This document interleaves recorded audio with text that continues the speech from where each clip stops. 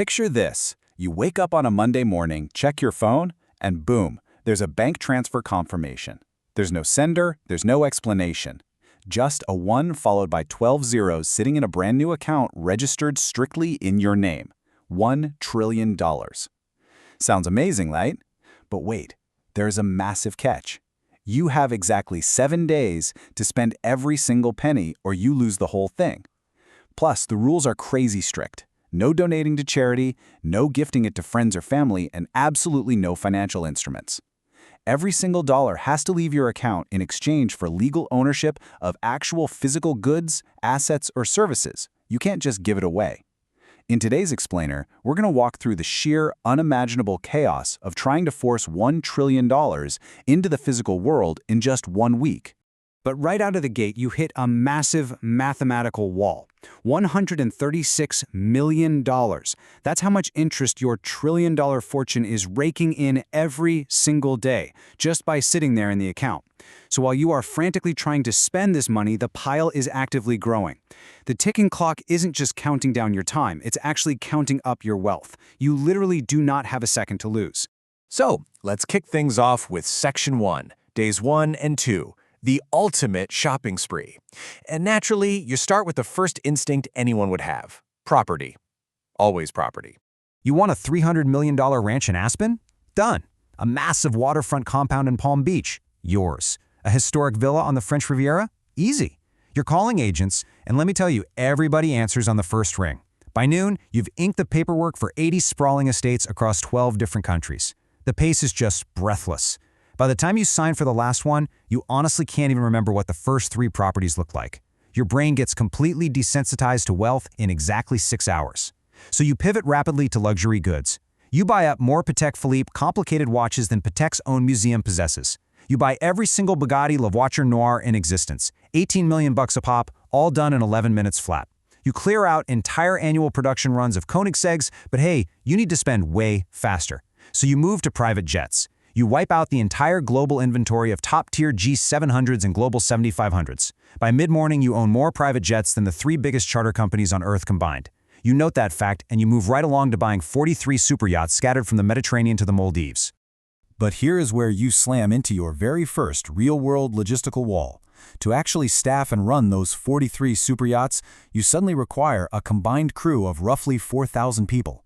In a matter of 48 hours, you've inadvertently become a massive maritime employer. See, money can buy the steel and the engines instantly, but you cannot just magically manifest 4,000 highly trained captains, engineers, and deckhands out of thin air. The physical limitations of human capital are really starting to show. Moving right along to Section 2, Days 3 and 4, Cornering Global Commodities. By the end of Day 2, you've blown through $25 billion, which sounds insane, right?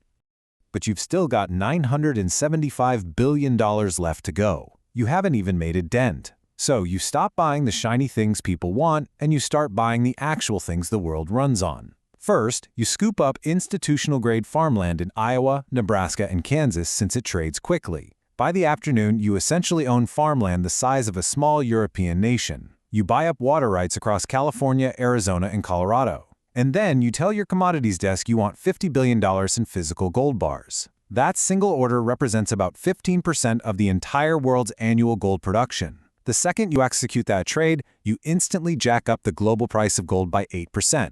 Just think about that. Every single person on Earth who already owns gold just got wealthier, simply because you decided to place an order. Your wallet is so big, your mere presence is warping global markets. Which brings us to the totally bizarre reality of being this rich. You're looking at 47 priceless, world-class artworks, but you only buy 26 of them. Why? Because your advisor tells you those specific 26 have the fastest legal transfer times. You aren't building a thoughtful collection here. You are just clearing inventory. Then you buy a totally unnamed, barren, 42-acre rock off the coast of Norway with the exact same stroke of a pen as a lush Fijian island with its own private airstrip. The price difference is $40 million, sure, but signing the contract takes the exact same amount of time. And the craziest part? You now need 6,000 active staff members to keep your new empire's lights on, and you don't have a single one yet. Okay, into Section 3. Day 4, the logistics of world hunger. By the end of Day 4, you're at $120 billion spent. But the gap is just not closing fast enough, so someone on your team pitches a massive idea. Let's try to end world hunger. Remember, you can't just donate the cash, but you absolutely can buy the infrastructure. So you aggressively target the big four global grain traders: ADM, Bunge, Cargill, and Louis Dreyfus. Within 48 hours, on paper at least, you are the sole landlord of the global calorie. You own the food. Now you just have to move it to the people who need it, right? Well, here is the crucial catch. You own the grain, sure, but you don't own the trucks, the highways, or the ports.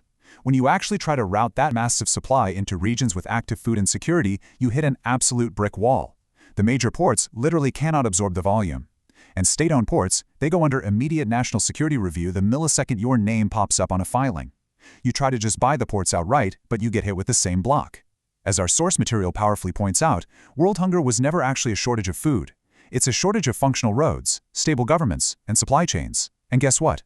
None of those things have a price tag that clears in 7 days. You didn't end world hunger. You just made grain way more expensive for everybody else for a week. Let's jump to Section 4. Day 5. Buying a country. Things are getting seriously desperate now. You still have $800 billion burning a hole in your pocket, so you decide to go really big. You decide to try and buy a country. Argentina, for example, is carrying roughly $400 billion in national debt. You slide a cash offer across the table. You will clear their entire national debt, but in exchange, you want special economic zone authority over the port of Buenos Aires. The government signals they're in. I mean, of course they do. But can you actually buy a nation's sovereignty like that? The answer is a massive, resounding no. Within 4 hours, the IMF is blowing up your phone. Within 6 hours, the US State Department calls. And they're calling to negotiate, they're calling to shut you down. See, money might buy a government's attention, but true sovereignty requires international consensus. Other countries get a say, and they are never, ever going to let a private citizen hold port authority over a major South American trade hub. You try pivoting to 3 smaller nations, and you smash into the exact same geopolitical brick wall. Which leads us to Section 5. Day 6. Breaking the stock market. The diplomatic doors are slammed shut, and you're sitting on $790 billion. You officially give up on governments and turn your crosshairs back to public companies. Why? Because public companies don't need a diplomat's approval, they just need a buyer. You instruct your team to mechanically execute block trades across the entire S&P 500. We're not talking about a hostile takeover of one company. You are buying enough shares of Apple, Microsoft, and Nvidia in a single trading session to force majority positions. The timeline for this day is just pure financial chaos.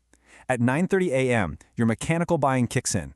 The first $50 billion goes through smoothly, just a ripple in the ocean. But then, the algorithms figure it out. Every trading desk on Wall Street realizes someone is buying everything, totally unhedged at literally any price. By 10:10 a.m., the S&P 500 shoots up 4%, then 9%, then an insane 14%. You are single-handedly forcing the entire market to price in $1 trillion premium. Every single share you scoop up costs more than the one before it. By mid-morning, you trip the New York Stock Exchange's circuit breakers. Trading comes to a dead halt. When it resumes, you start buying again, and it halts again. By noon, European and Asian markets, Euronext, Frankfurt, Tokyo, they all just completely freeze. You have quite literally broken 4 major global stock exchanges before you've even had lunch. Regulators on 6 continents jump onto an emergency conference call, and the word they keep throwing around isn't illegal, it's systemic. The SEC doesn't freeze your bank account because technically they can't stop you from having money, but they absolutely can freeze the venues where your money is trying to move. Every exchange on the planet goes into a preemptive lockdown. As the source material sums it up so perfectly, you are a weather event and they are closing the airports. Finally, we reach Section 6. Day 7, the trillionaires' paradox. It is the final day. The global markets are completely shuttered. Regulators have slapped emergency acquisition caps on everything. You look around at the absolute wreckage of a global financial system that has been brought to its knees by forced, unrelenting liquidity. You now own controlling stakes in 14 of the 30 biggest corporations on Earth, and you've rammed hundreds of billions into equity positions. Let's look at the final math on the ledger. You managed to spend $920 billion. You still have $80 billion left. But here's the crazy kicker. Because of the astronomical prices that your own mechanical buying created, your final paper net worth is now listed at over $1.1 trillion. On paper, you are actually worth more than when this whole crazy experiment started, but it's a total illusion. You're trapped. You can never actually sell those shares because the absolute second you try to liquidate them, you'll immediately collapse the very inflated prices that your $1 trillion propped up in the first place.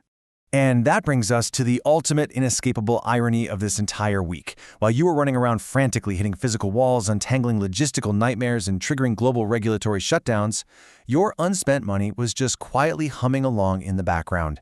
Over those 7 days, your account accrued another $720 million in interest while you were sleeping.